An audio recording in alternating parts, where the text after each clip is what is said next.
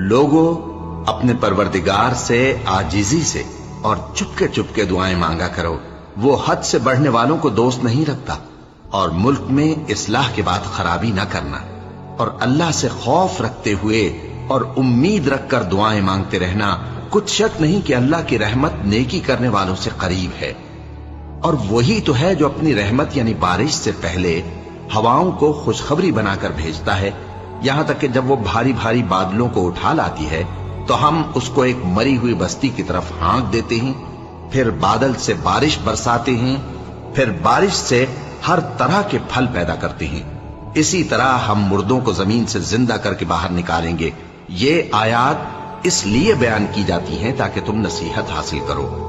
और जो जमीन पाकीज़ा है उसमें से सब्जा भी परवरदिगार के हुक्म से नफीस ही निकलता है, और जो खराब है उसमें से जो कुछ निकलता है नाकिस होता है।